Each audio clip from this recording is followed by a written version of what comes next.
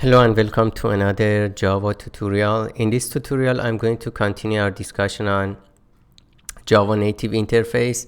And so far we have looked at how to access fields, get them or set them in C++, whether it's an instance field or a static field. And then we said that it's very similar to Java Reflection API. And we also looked at how to cache the field IDs if we need to access either get or set a lot of fields in basically C++. It's better to cache them either in the method, in the function, or globally in a .cpp file. And we said that method caching is based on the static keyword in a function, and global caching is just we add a private static method, something like init IDs, in the class itself, and then put a call to it inside a static initializer. So the very first time a class is loaded into memory, this method is called, and because it's a native method, basically all the IDs are cached in the C++. Now obviously if you can access fields, the next thing that we need to look at is accessing methods, right? And again, we want to call a method from an object, either a static method or an instance method, which means a method of a particular object that have been constructed. So again, the process is very similar to the Reflection API. And let's look at an example of Reflection API to access a method. Basically, when we say we access a method, it means call it, right? Call a method. So the keyword here is calling. So we access a field or call a method, okay? And consider the class person that has a field name, which was a string, and we pass it to the constructor so we can construct a person by a given name. And then we now have a public method called getName that takes the name field and returns it as a string, right? Now, in addition to having the field name, now we have a getter for that field, all right? So we have a field which has a default access modifier or a default access level or a package access level. And then the constructor that has a public access, so we can publicly construct the person. And then a getter, which is a method, and it also has a public access, right? So we can use Reflection API to access any method, even private. Any method of an instance of this class. So of an instance means we create an object of this class person.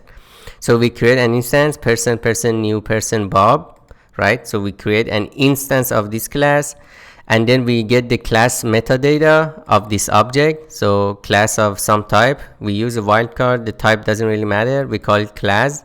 Person.getClass, this returns an object that has all the meta information about this person object, and this class metadata is stored in the meta space of the memory, where Java keeps track of all the meta information of the objects that it creates, all the classes.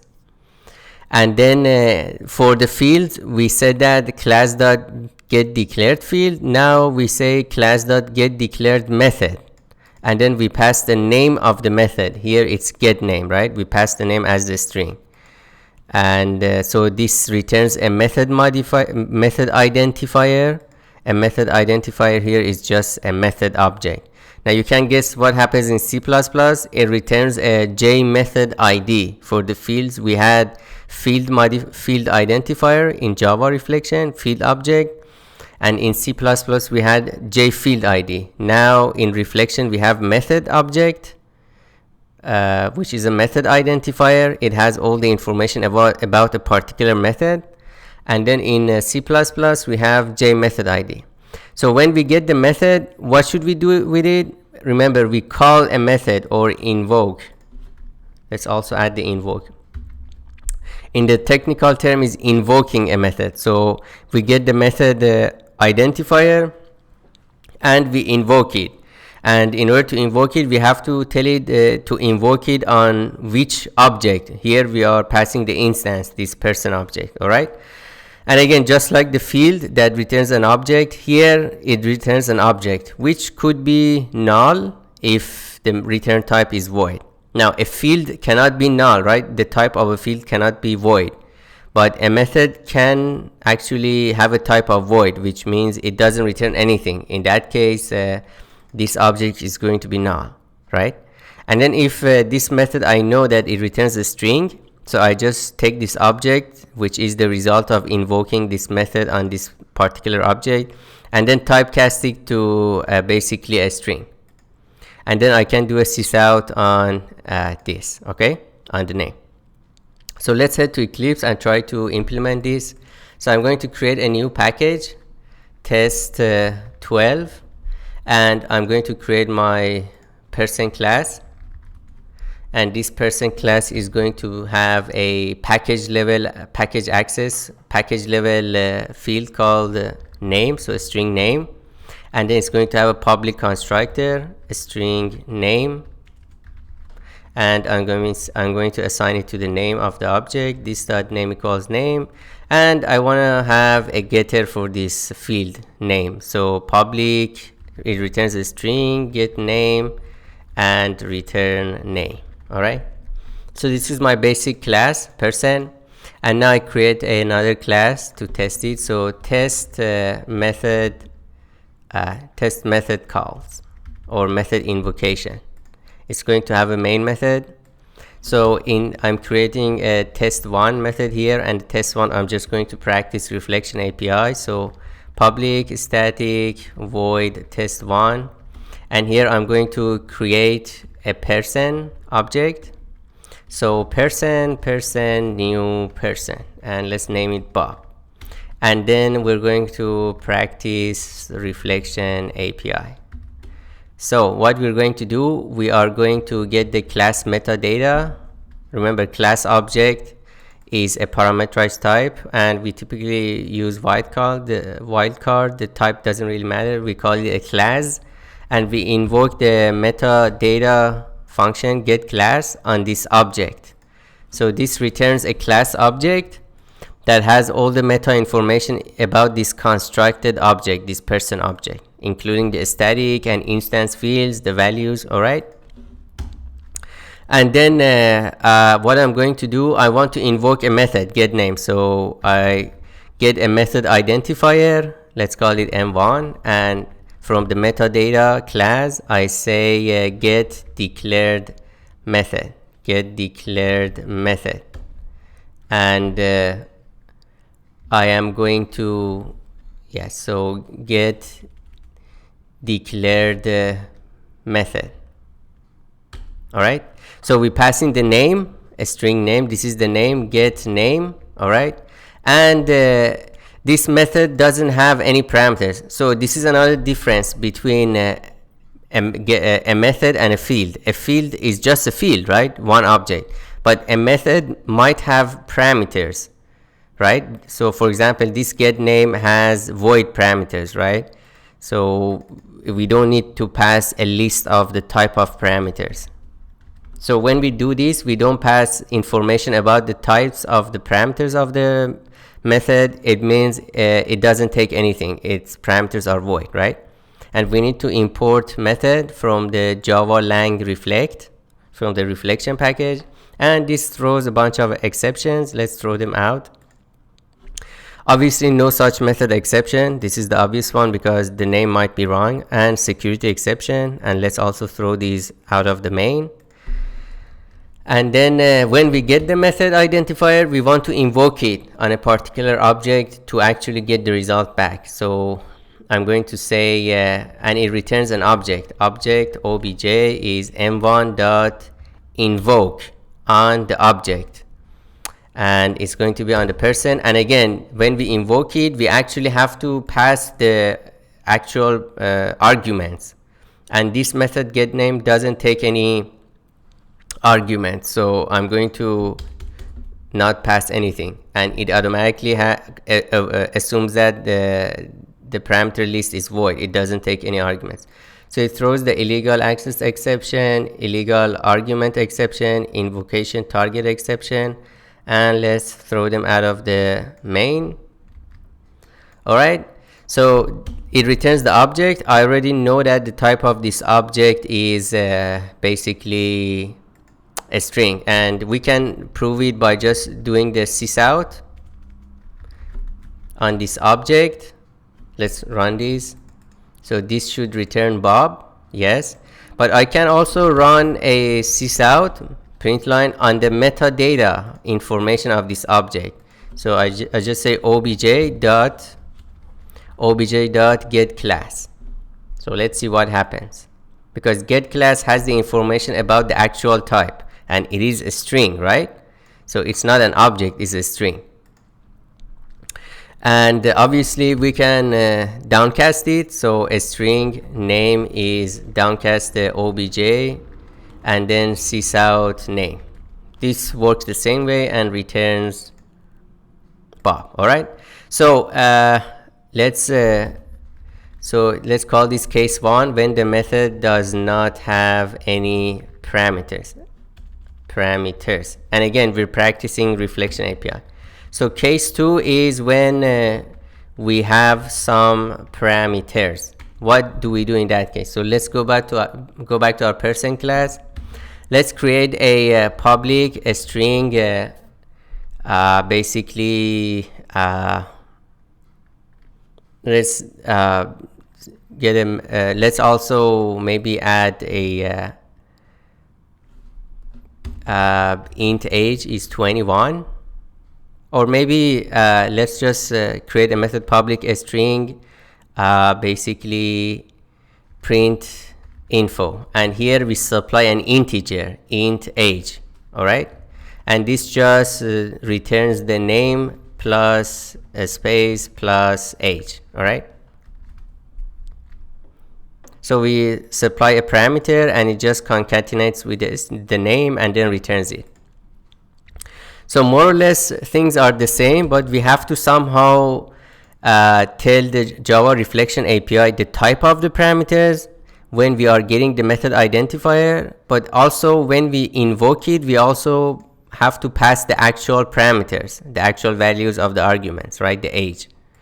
So let's start with the method identifier. M2 is class get declared method. Now I'm going to ask for this print info and then the parameter type. So this parameter type basically requires a vararg, an array or a vararg list of the type of parameters, and the type of parameters means the meta information about those parameters, right? So we have to pass the class objects of those parameters.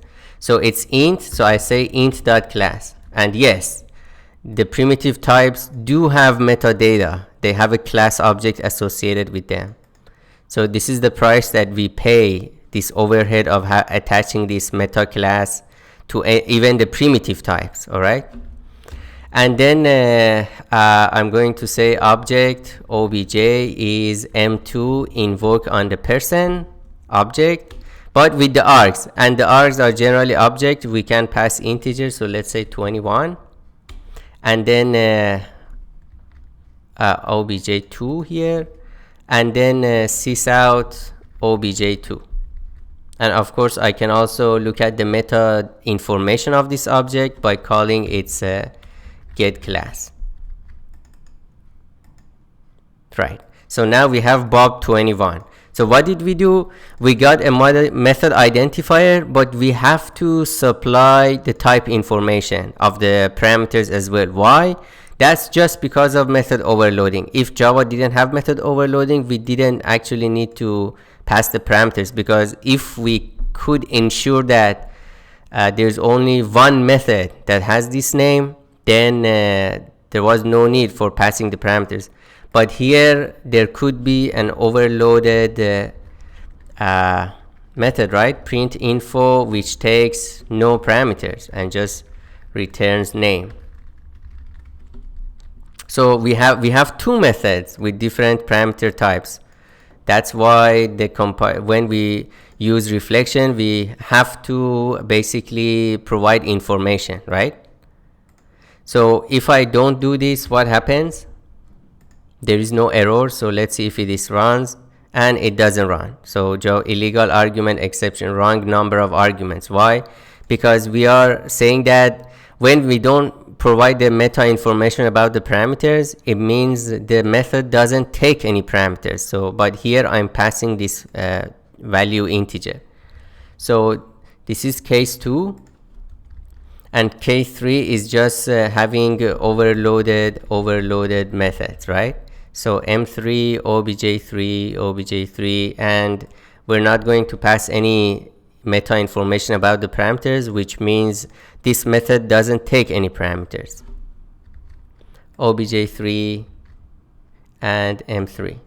So this should still work. Yes. So Bob 21, and finally Bob, which is this one, we're invoking the print info that takes no arguments. All right. Now, if it's a static method, let's also try that. Public static string print info. And again, this is not a valid overloading. Java doesn't allow us print info. Let's call this of person, or print person info. So whether or not a method is static or not, it doesn't count for overloading. The only thing that matters for overloading is the name of the method and the parameter list, the type of parameters. So this returns just the name. And name is a static, so we cannot really use it in a static context. So what I can do, I can pass a person, and say person.name. Okay, so this is a static method. It's not associated with the state of the object. That's why we pass a person argument. So how do we do basically, so case 4, a static method, and I'm going to do a sysout first here to separate it. And then, so we have our person object here. And what we want to invoke basically person dot print person info and pass our person object here, right? So this is a static method, so we access it with the class itself. So how do we do that? Again, the very first thing is to get a method identifier, and let's call it m4. And however, we want to get the identifier of a static method, right? So we call the class meta information of the class itself, not a particular object, right? And then say get declared method, and then this is print person info, okay? And it takes a parameter. What is the parameter? It's a person object. So we have to pass the meta information about the parameter, which is a person.class, right? This just says, okay, take the meta information of this person and give me the method identifier. All right. The reason this is person is because just the parameter is person. So if this parameter was something like an integer or a string, then we would pass a string.class, integer.class, etc. All right. So we get the method identifier, and then object obj is m4. Let's call this obj4. m4.invoke. Invoke it on what? On the person, right? Person.class. And then the argument is our person object. This is what we instantiated. And then let's do a sysout on the obj4. And hopefully this also works. Yes, and we return Bob, right? Now the other thing is that we don't really need this. So I believe if we just even pass this as null, it's going to work. Let's try it. Yes. So this invocation for a static method, we don't really need to have a reference to an object because it's a static method. So it already knows it has to go into this class person and call it. So it doesn't really associate itself with any basically object, right? So this is how we can use reflection API. And let's go back and see what we can do in C++. And it's very much the same. Again, for instance method, we get the J class, which has the meta information using define class and providing the class path of the object for the JVM. and then we ask JVM to get us the method ID, get method ID. This is for instance methods. Obviously for a static method we have get static method ID. And then we pass a reference of the metadata, J class, the name of the method and the signature. Okay. And then we might also need to pass in the information about the parameters. So we will double check when we go to C++. And then when we want to call this method, we use the ask JVM to invoke it, just like the reflection API. If the return type is primitive, we say, for example, invoke double method or invoke int method or invoke float method. It depends on the return type. If return type is an object, we say invoke object method. All right. And then we pass the J object and then J field, J method ID. This should be J method ID. All right. J method ID. And then now here we have to pass the actual values of the arguments, so that the JVM can put them or plug them into the method, calculate the result, and send them back to Java. All right. And obviously these two methods always return this one returns object, invoke object method returns a J object. Invoke double method returns a J double, which directly maps to the double in C++. Invoke int method returns a primitive int, and etc. Okay. So this is how we can invoke a method of an instance method of a class or an object in C++. So let's head to Eclipse and try to have a look at it. So here I'm going to create another method called test2, and in test2 is just going to be public static native string. We can, for now, let's just say void test2, and actually this is not native, let's not keep it native. And then I'm going to create public static native void print person info, and then this is a static method, so I pass in a person as a parameter. All right. Or print person name, let's say here, and then I construct this object in test2, and then I just call this static native method on this person. So I create my object in Java, send it to C++, and the C++ is going to print the name to the console.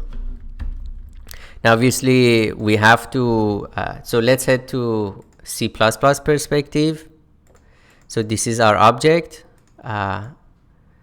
We are in test12 package, so this is our object. And then if I select it and then click on the Java Edge, it creates the header file and puts it in the header folder test12. And then I go to the source folder, create a compilation unit, which is a .cpp. So method invocation.cpp, and the very first thing that we always do, we include that header file we just created. It's in the header, and then test12. And then we go to the header file, copy and paste this method, this function. All right.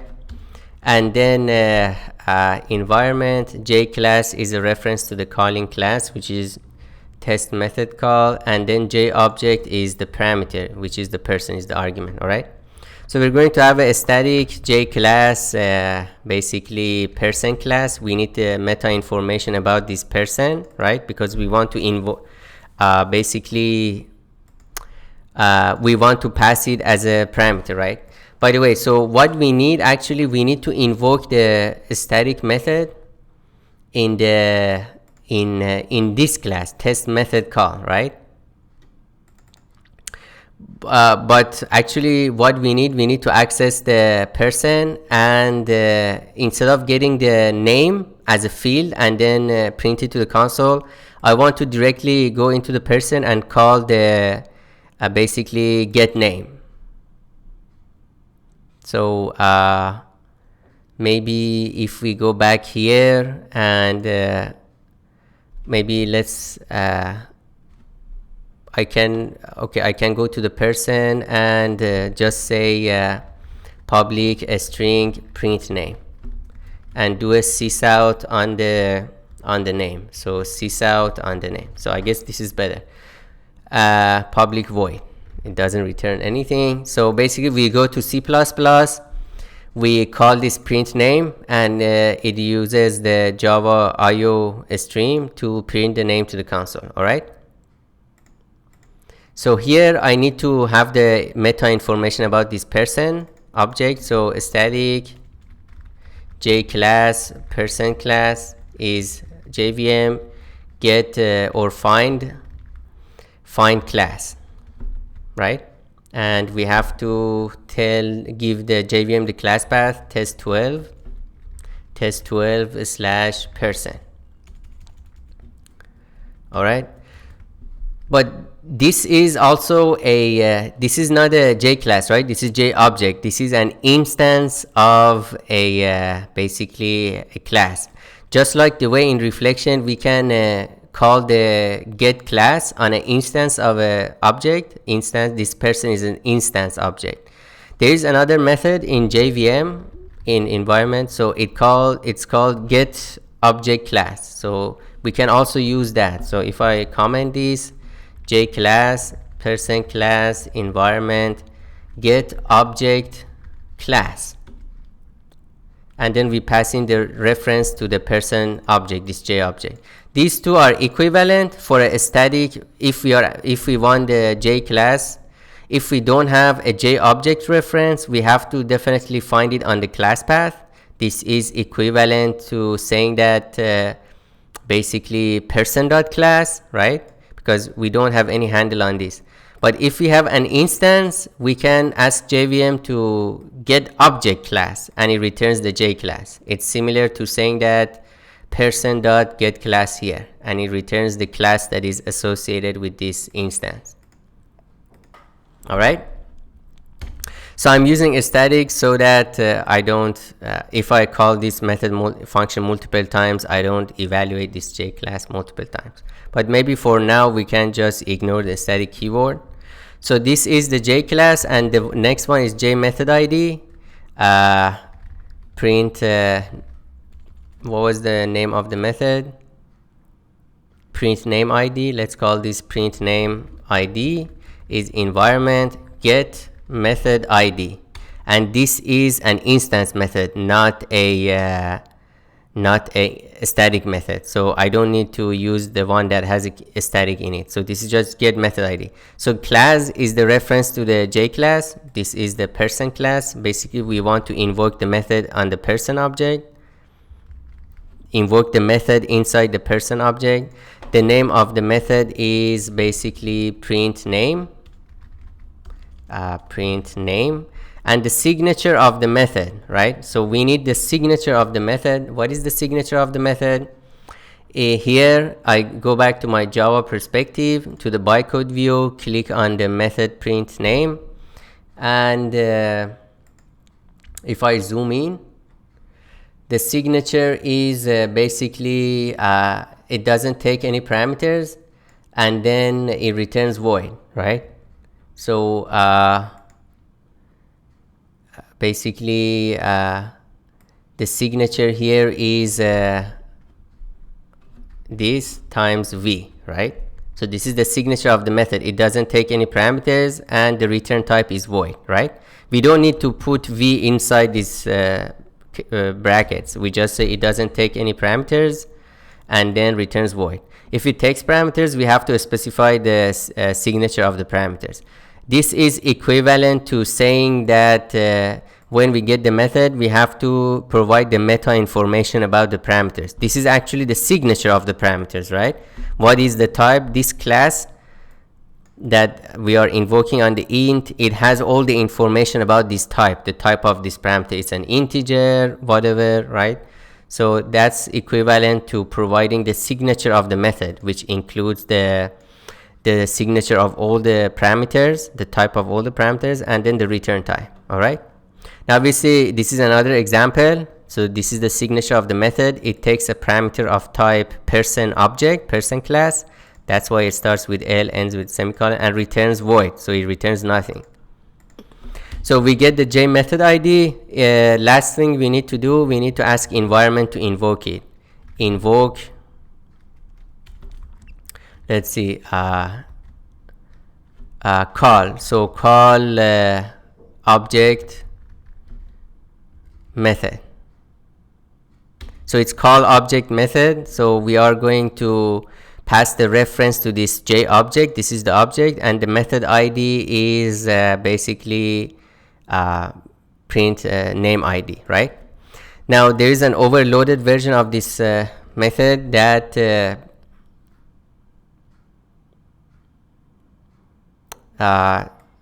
this is actually the return type is void. So I believe we have to call void method, right? The return type is not an object, it's void. So we pass the person object. This is the object that the method is going to be called. Its method, the print name method in this person object is going to be called, and then the print name ID is going to be evaluated. So this is a void method, which means it doesn't return any object, right? So if I go back to the C++ and if I compile this, it compiles fine. Let's copy and paste to Java, paste to Java.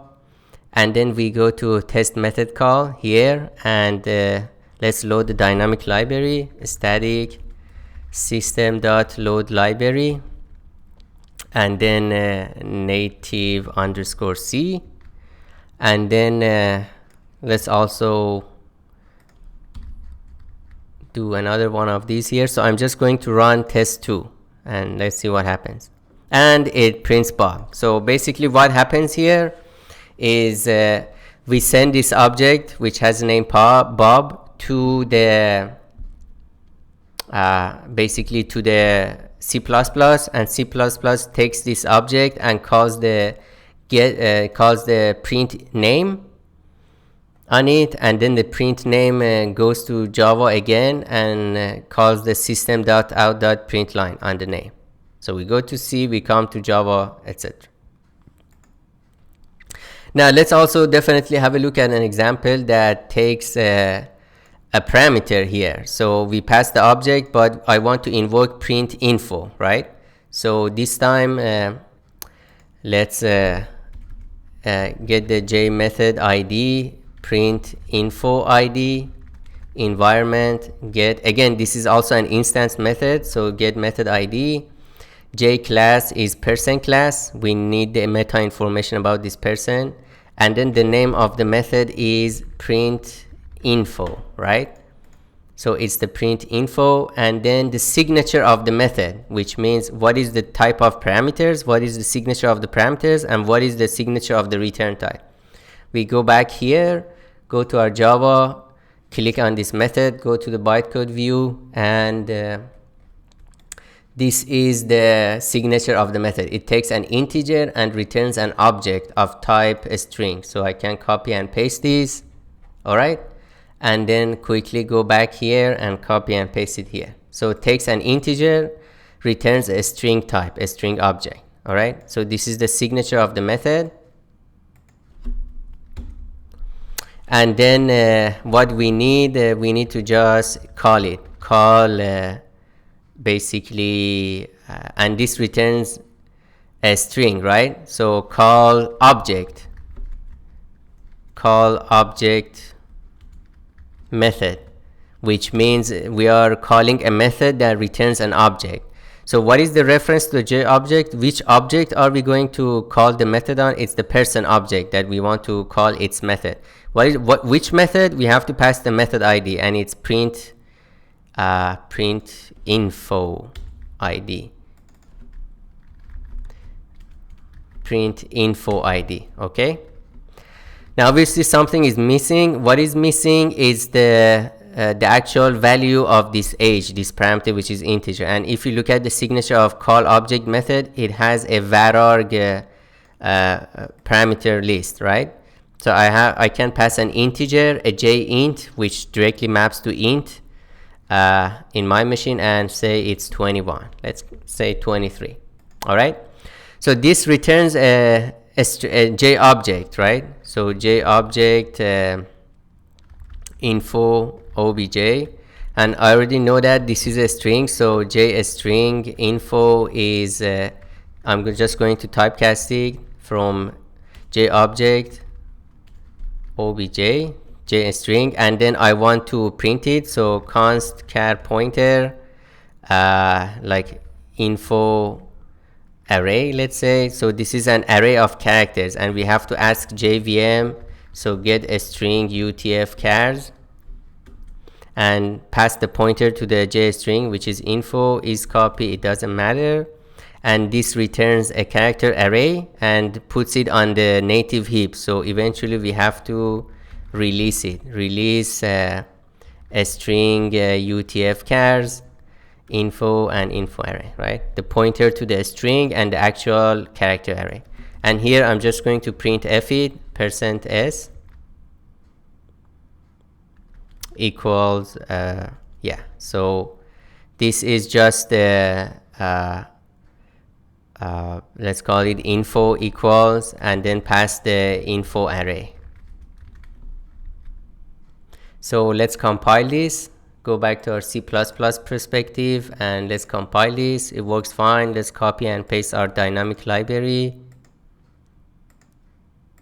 and then go back to our Java and then run this. So this time we send a person object who has the name Bob, and then we go to C++ and basically invoke this print info. We pass in 23 here, and it has to return Bob 23. So let's try to test this. Bob 23, right? Info equals Bob 23. And obviously previously it's also calling the print names. That's why this Bob got printed. So we are calling two methods on this person object from C++. So there are more stuff about the calling method, for example, abstract methods, methods of an interface, lambda expression, and we will look at these in the future lectures. So please stay tuned, and I'll see you in the next one.